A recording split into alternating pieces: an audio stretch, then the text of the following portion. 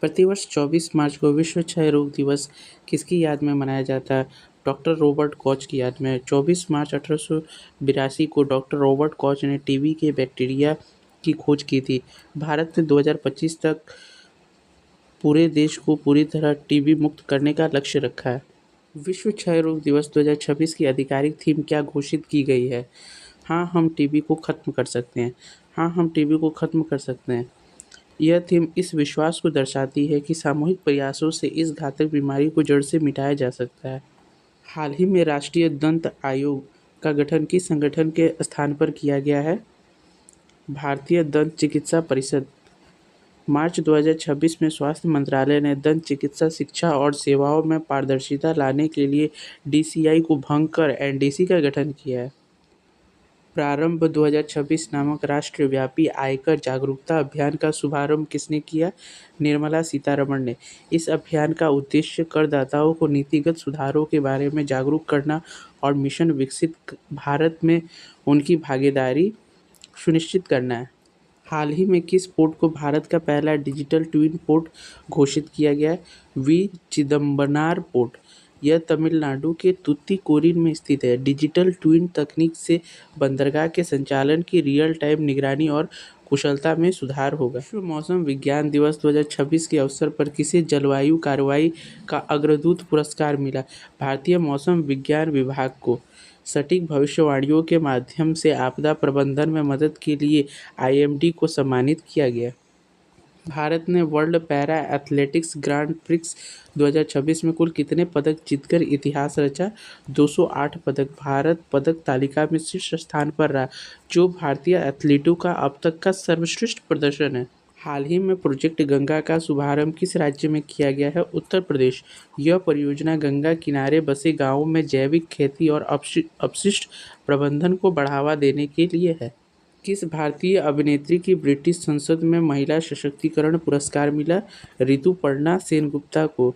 उन्हें कला और समाज के माध्यम से महिलाओं को प्रेरित करने के लिए सम्मानित किया गया। नेशनल डीएमएफ समिट 2026 का आयोजन कहाँ किया गया? नई दिल्ली में। खान मंत्रालय द्वारा आयोजित इस शिखर सम्मेलन का उद्देश्य खनन प्रभावित क्षेत्रों के विकास के लिए फंड का सही उपयोग सुनिश्चित करना है। हाल ही में ज्ञानपीठ पुरस्कार 2025 से किसे सम्मानित किया गया? आर वैरामुथु को। प्रसिद्ध तमिल कवि और गीतकार वैरामुथु को साहित्य में उनके उत्कृष्ट योगदान के लिए यह सर्वोच्च सम्मान मिला। बैंक ऑफ बड़ौदा ने हाल ही में किस वर्ग के लिए यूपीआई पर ओवरड्राफ्ट सुविधा शुरू की है? महिला स्वयं सहायता समूह पर। जन धन खाता रखने वाली महिलाओं को आर्थिक रूप से सशक्त बनाने के लिए यह सुविधा दी गई है।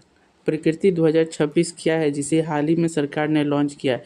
भारत का कार्बन मार्केट पोर्टल। यह पोर्टल उत्सर्जन, व्यापार और नेट जीरो लक्ष्यों की निगरानी में मदद करेगा। दिल्ली सरकार ने वायु प्रदूषण से निपटने के लिए किस संस्थान के साथ स्मोक ईटिंग कोटिंग का सफल परीक्षण शुरू किया? आईआईटी मद्रास। सड़कों पर एक विशेष फोटो कैटेलिटिक कोटिंग लगाई जाएगी जो हवा से प्रदूषकों को सोख लेगी। चर्चा में रहा बुरा चापोरी वन्यजीव अभयारण्य किस राज्य में स्थित है? असम।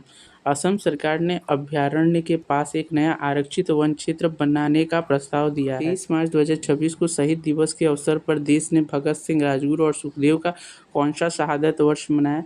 95वां। 23 मार्च 1931 को इन तीनों क्रांतिकारियों को लाहौर जेल में फांसी दी गई थी। वर्ष 2026 में उनकी शहादत को 95 वर्ष पूरे हुए। हाल ही में भारतीय तटरक्षक बल अक्षर को कहाँ कमीशन किया गया है? कोची में। अक्षर एक स्वदेशी रूप से निर्मित गश्ती जहाज है जो समुद्र में तस्करी रोकने और खोज एवं बचाव कार्यों में मदद करेगा। असम के किस विशेष चावल की किस्म को हाल ही में पहली बार यूनाइटेड किंगडम और इटली को निर्यात किया गया है?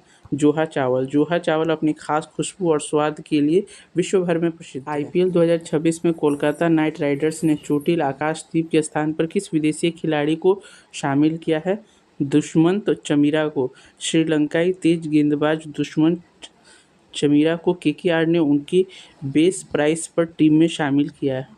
खेलो इंडिया ट्राइबल गेम्स 2026 की मेजबानी के लिए किस राज्य को चुना गया है? छत्तीसगढ़। रायपुर को। जनजातीय खेलों को बढ़ावा देने के लिए छत्तीसगढ़ को राज्य को चुना गया है। हाल ही में वैज्ञानिकों ने केकड़े की एक नई प्रजाति छैपरगस नैंगिकी की खोज कहाँ की है? गोवा के मैंग्रोव में। यह खोज भारत के समुद्री जैव विविधता के लिए महत्वपूर्ण है। दुनिया का पहला autonomous maritime ship building centre बिना चालक वाला जहाज बनाने का केंद्र कहाँ स्थापित किया जाएगा? आंध्र प्रदेश में। यह केंद्र एआई और रोबोटिक्स तकनीक से लैस आधुनिक समुद्री जहाज़ों का निर्माण करेगा। धर्म के दूसरे गुरु अंगद देव जी का ज्योति ज्योत दिवस मार्च 2026 में मनाया गया। उनका मूल नाम क्या था? भाई लहरा। गुरु अंगद देव जी ने गुरुमुखी लिपि को विकसित किया था और लंगर प्रथा को और अधिक व्यवस्थित किया था। चर्चा में रही प्रारंभ 2026 पहल का मुख्य उद्देश्य क्या है? आयकर सुधार और जागरूकता। आयकर विभाग ने करदाताओं को नई नीतियों भारत ने हाल ही में किस पड़ोसी देश के साथ लिपुलेख दर्रा के माध्यम से व्यापार फिर से शुरू करने पर सहमति जताई है? चीन। सामरिक और आर्थिक दृष्टि से महत्वपूर्ण इस दर्रे से व्यापार शुरू होने से स्थानीय अर्थव्यवस्था को मजबूती मिलेगी। फरवरी 2026 के लिए ICC men's player of the month किसे चुना गया है? साहिबजादा फरहान पाकिस्तान के इस बल्लेबाज को T20 सीरीज में मैन ऑफ द मैच चुना गया। वन नेशन वन इलेक्शन पर गठित उच्च स्तरीय समिति की रिपोर्ट के अनुसार सिफारिशों की जांच के लिए गठित जेपीसी का अध्यक्ष कौन है? रामनाथ कोविंद। पूर्व राष्ट्रपति रामनाथ कोविंद की अध्यक्षता वाली समिति ने एक साथ चुनाव कराने की संभावनाओं पर अपनी रिपोर्ट सौंपी है। केंद्र सरकार द्वारा हाल ही में शुरू की गई प्रारंभ योजना का संबंध किससे? टैक्स में पारदर्शिता और सुधार से। विश्व क्षय रोग दिवस 24 मार्च के अवसर पर नेशनल टीबी कॉन्क्लेव 2026 का आयोजन कहाँ किया गया? वाराणसी में। प्रधानमंत्री नरेंद्र मोदी के संसदीय क्षेत्र वाराणसी में वर्ल्ड टीबी समिट के बाद यह बड़ा सम्मेलन आयोजित हुआ। सरस्वती सम्मान 2025 प्राप्त करने वाले लेखक प्रभा वर्मा का संबंध किस भाषा के साहित्य से? मलयालम। उनकी प्रसिद्ध कृति रौद्र सात्विकम के लिए उन्हें इस प्रतिष्ठित पुरस्कार से सम्मानित किया गया है। ऐसे ही महत्वपूर्ण जानकारियों के लिए हमारे चैनल सुपर ज्ञान गुरुजी को लाइक शेयर एंड सब्सक्राइब जरूर कीजिएगा। Thank you.